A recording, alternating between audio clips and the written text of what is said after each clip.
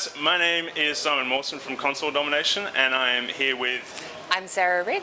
And Wargaming.net. Guys, can you introduce yourself, please? Hi everyone, I'm Max. I'm very glad to be here at PAX, and please enjoy the show.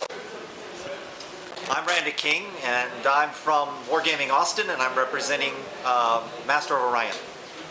And I'm Steve Wang, and we're part of the Wargaming Sydney office, and we do the engine work behind the Trilogy series of Wargaming's products. Fantastic. Well, while we've got it up on the screen, would you like to explain to our viewers a little bit about Master of Orion? Okay. So, Master of Orion, if you don't know, have any of you ever played the original game? Oh, sorry. Leave. Go away. No, I'm kidding. So, Master of Orion was created in 1993, and it was the very first turn-based space strategy game. And it was nicknamed the 4X game genre. Now, 4X means to explore, exploit, expand, and exterminate in order to grow your empire. And so, Master of Orion was the grandfather of all that. So, our CEO of the company, his name is Victor, and he played this game back when he was a teenager and loved the game, fell in love with it, says that it's the game that started him out in his career, and in fact, jokingly, he says that he earned his MBA while playing the game. When it came up for auction by Atari, he had to have it. So hence, we purchased the rights to build it. He then gave it to my team, me and my boss, and said, I want my kids to experience the game that I fell in love with. So this is a reboot of the classic Master of Orion series with all of the features necessary for it, but upgraded for today's new generation of gamers. Of course, it has to look beautiful, and it has to be a little easier to play than the old game. In the old game, you actually sat there with a spreadsheet and you were recording everything you did because it was incredibly in-depth, and players would actually use spreadsheets. So we had to incorporate some of that into the game and make it easier for players to play. Fantastic. Well, what would you say would set it aside from other games in its genre? Well, first off, it is the grandfather of all the games, so it's a rebirth of the original. It brings back all of the things that everyone loved in the original game, so the original players will just devour it. Will love the gameplay and will play it. We also incorporated into it features that pull you out of the weeds that the old players love and allow the new players to play at a higher level and enjoy the game. So, in essence, we had to stay true to the original game, but we had to make it fun and enjoyable for the rest of the players. We also had AAA voice talent from all over, from gaming and from movies and so forth, do all our voiceover for the game. And so we've included this beautiful voiceover talent in the game, including 3D characters that pull you into the game. You'll see a little bit of that in a minute. Fantastic, Sarah.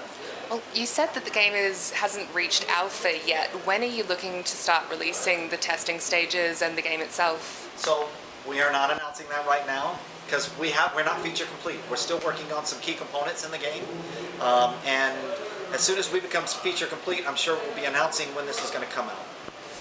Fantastic. I'd like to ask you a few questions about the engine for the game. So, what games specifically for the engine like? So we started with World of Tanks, so that's built on. So we have both the client and server engine, and it was built really with originally with MMOs in mind. So particularly RPG MMOs, wouldn't it be awesome if millions of people could play together? Let's build an engine that's specifically designed for that.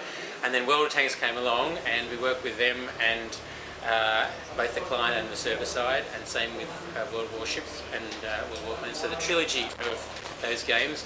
Then with the Xbox 360 version, it's the server, but that particular team had their own client engine, console engine, so they've used that. So we've brought that in. So it's bringing technology from around the company together, and then as the games evolve, because of all the special features, for example, in World of Warships, you know, the fantastic stuff they've done with waves, with both the physical properties of the waves and foam and explosions impacting on them, and it's a whole sort of different focus of kind of rendering potential and so on, that they've taken that base and enhanced it a lot with their own things. So the client and the server in all the PC games, and then with the other games, it's all the servers behind all the trilogy related. Yeah, I think I can handle this question. So, speaking about World of Warships, I think it's easier to say what is in common with World of Tanks rather than what differs, because everything is different. And here in World of Warships, we are acknowledging the so-called rock paper scissors gameplay, where each type of each class of ship vulnerable to one another and is capable to destroy the other one. So each class of the ship is completely different and the gameplay differs dramatically. If we talk about agile and stealthy destroyers, they have a very high speed and very high camouflage ratio, and they have devastating torpedoes. So they're very DPS class, damage dealers, which are like rogues in classic MMOs. But they're very like glass cannons, so you should be very careful when approaching big ships. But with one salvo of torpedoes, they can destroy even the biggest ships in the game. If you take cruisers, they are like jack of all trades, so they have decent artillery, they have different abilities to support their team, they have good armor and good maneuvering abilities, good maneuvering specs. So they basically can do many things at a time and be a support class, be a damage dealer. It depends on your playstyle. If we speak about battleships, it's like tanks, heavy tanks. So they are tanky, they are full of health, they've got repair ability, they have huge tons of armor platings and devastating salvos, but they're slow and their reload speed is quite slow as well, so you should manage your artillery fire, you should pick your targets carefully. And if we speak about the fourth class, it's aircraft carriers, and they represent real-time strategy gameplay. If we speak about Japanese destroyers, they are very stealthy, they are like ninjas. If we speak about American, US destroyers, they are more armored, they get better artillery, so they can counter these Japanese ninjas. And if you speak about the recently introduced Russian Soviet Union cruisers, they are almost destroyers. They are almost like cruisers, light cruisers. So they are very tanky, they are very healthy, have a very good artillery. So even within the same class, different nations, completely different gameplay. In regards to the design of the actual ships themselves in the game, how historically accurate are we talking? Like, was that something that you thought about when designing the game? Yes, in Wargaming we are very passionate about the historical accuracy in our games, and our goal is to keep the balance between the historical accuracy and the gameplay. So for sure we're making games, we're not making only virtual museums for our players. That's why we should keep this balance.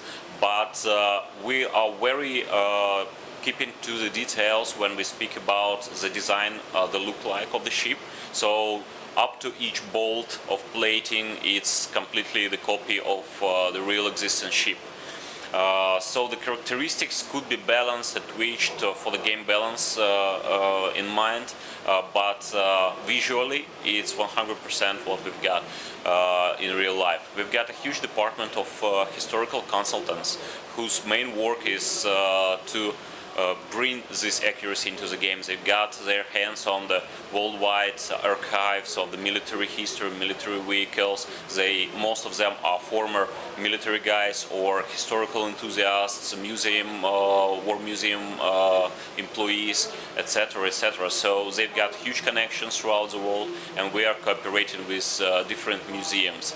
And also, maybe it's a bit detached from World of Warships, but it's a very interesting detail for Australian community.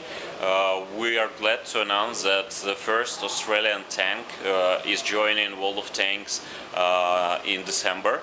It will be infamous Sentinel tank, and more for that we are restoring and bringing the actual Sentinel tank back to Australia.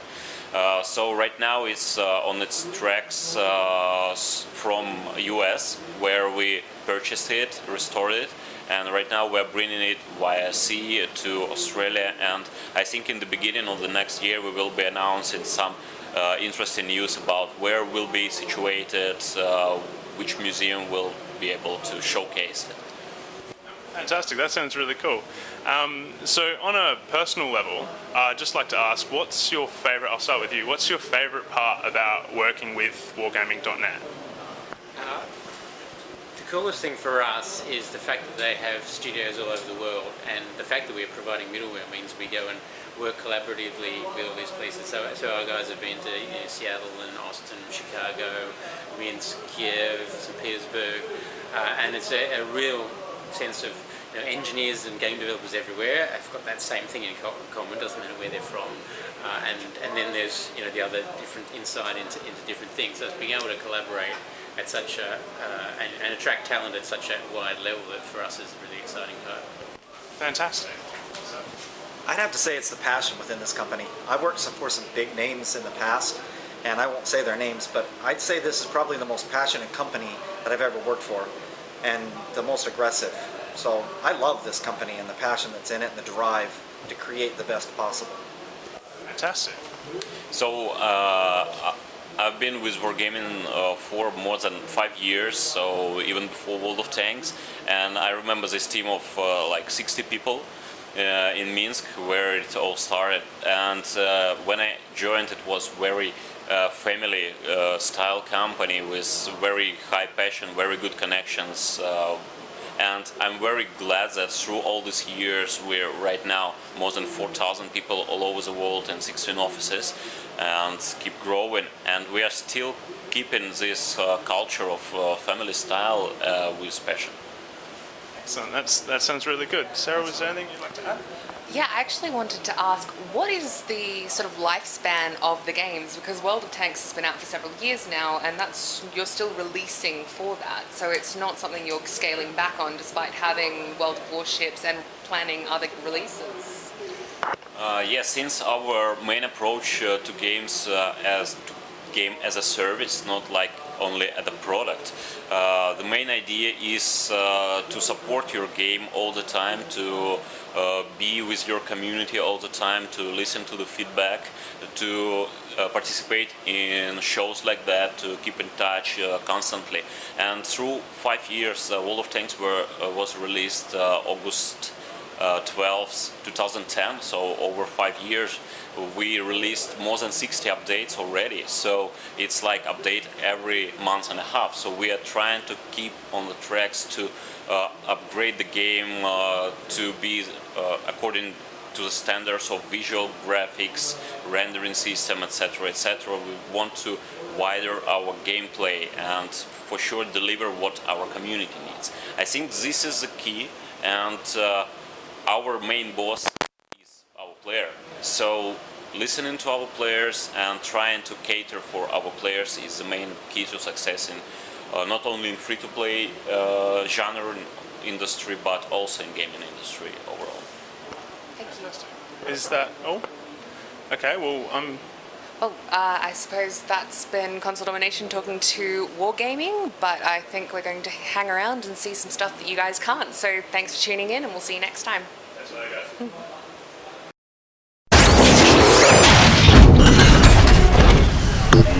got.